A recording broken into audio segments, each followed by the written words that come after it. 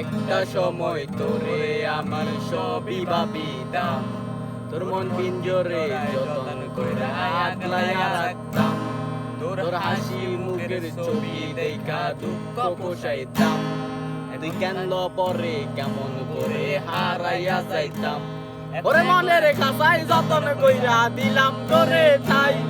তোর মনেতে আমার জন্য কোনো জায়গা নাই, তোরে আদর কইরা পিঞ্জুরাতে পুষলাম পাখি রে, তুই যা রে যা উইরা যারে অন্য কাছাতে,